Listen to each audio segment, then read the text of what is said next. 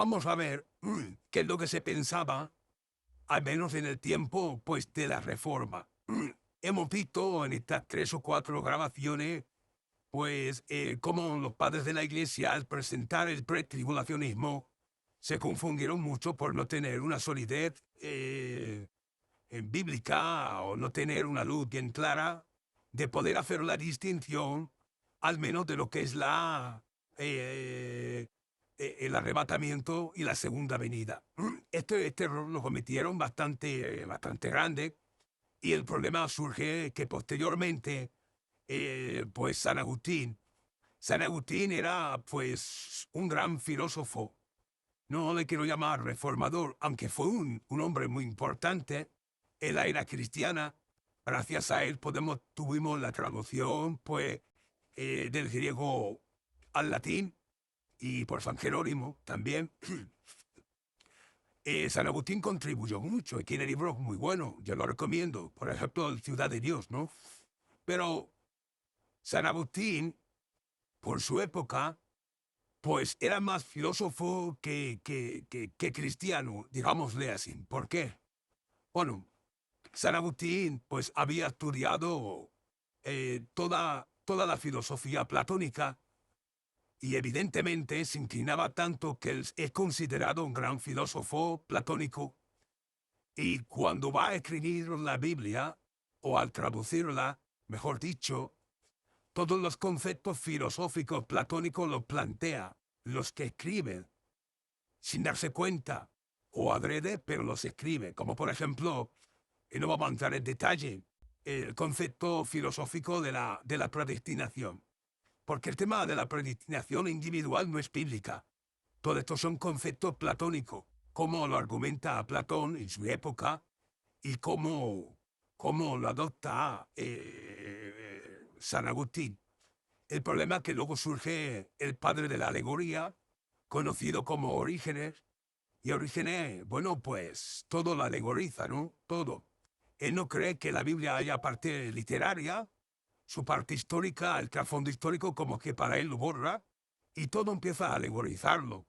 Así como Salomón representa a Cristo y la Sunamita representa a la iglesia, el beso entre ellos dos de estos enamorados representa la gracia, y así sucesivamente, a tal punto que, bueno, cometen ciertos errores, que el libro de Apocalipsis, pues el tiempo milenial, el reino teocrático no es literal, sino que es algo simbólico, y empiezan a alegorizarlo todo. Y ahí tiene muchos seguidores, muchos adeptos que cometieron errores muy grandes. Pero para no estar repitiendo esto, vamos a hablar acerca de la reforma y luego hablaremos de la edad moderna, cómo se llevó a cabo pues este tema del pretribulacionismo, mitribulacionismo y posttribulacionismo. Gloria al Señor.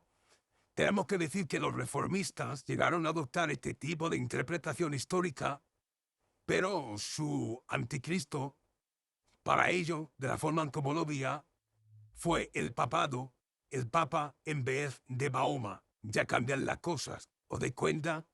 Primeramente, pues, eh, el siglo pasado, gloria al Señor, pues creían que eran los arracenos, Mahoma, al menos la iglesia primitiva, pues, al menos en la época de la Edad Media, ¿no?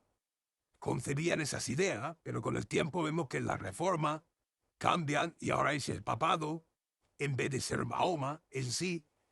Al principio ya dijimos que Lutero llegó a considerar totalmente defectuoso el libro de Apocalipsis, pero que luego con el tiempo cambió de opinión y pudo ver en Apocalipsis capítulo 11 y capítulo 12 una profecía del papado.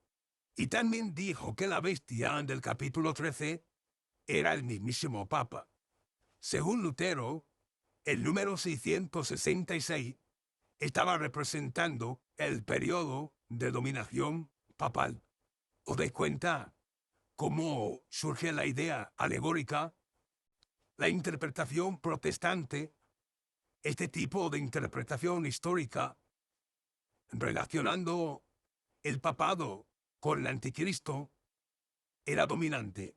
dominaba tanto el estudio de la profecía durante el siglo XVI hasta el siglo XVIII, que ha sido llamado la interpretación protestante.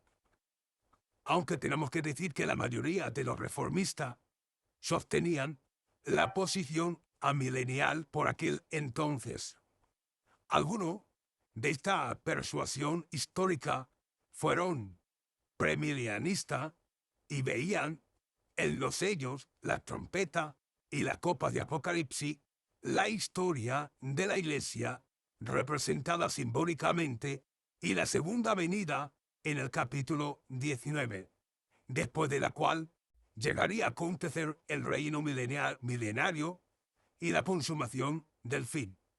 Entre los premilenaristas y de esa época sostuvieron que Isaac Newton, Bengel, Henry, Alford, estos y otros muchos más, llegaron a enseñar que el mismo Cristo vendría antes del milenio, pero no creían que un anticristo personal llegaría a aparecer al final de los tiempos para perseguir a los santos durante un periodo de tribulación.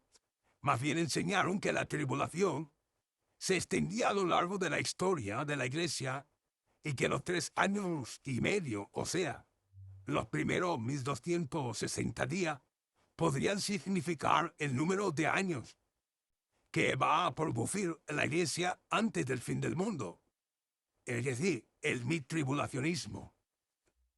Los proponentes de la interpretación histórica fueron propensos a fijar fecha, porque si los 1260 días representaron años, entonces sería posible indicar más o menos cuándo vendría el Señor.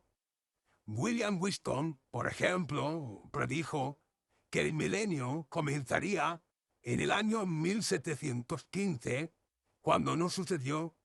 Cambió la fecha en el año 1734 y luego al año 1766. Bengel, por su parte, fijó la fecha de la venida del Señor como el 18 de junio del año 1836. Muchos cristianos de renombre de aquella época, de la Reforma y post-Reforma, compartían estas posiciones sobre la verdad profética e identificaron el anticristo con el papado romano. Entre ellos estuvieron los valdenses, los husitas, como por ejemplo Wycliffe, Lutero, Calvino, Zwinglio, Melanchthon, los mártires, Cranmer, Tyndale, Latimer y otros muchos más como John Wesley, y hay muchos aquí que tengo apuntado, pero para no mencionarlo todo diremos un largo etcétera. Así que vemos que, por ejemplo, Bengel pensó que el anticristo papal sería derrumbado en el 1836 y que sucederían 2 milenios, uno en la tierra y otro en el cielo. Jonathan Edwards creía que el cumplimiento de la profecía del Apocalipsis en la historia de la Iglesia era uno de los argumentos más fuertes a favor de la inspiración de la Escritura. Según él, Jonathan Edwards dice que los 1260 años de Apocalipsis comenzaron en el año 606 después de Cristo y por esto creía que estaba viviendo en los últimos días.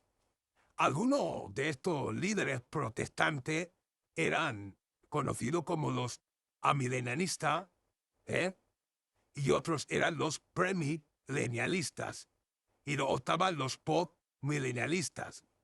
Gloria al Señor. No obstante, todos sostenían la interpretación histórica del Apocalipsis. Ninguno esperaba una tribulación de corta duración y un anticristo personal justo antes de la venida de Cristo.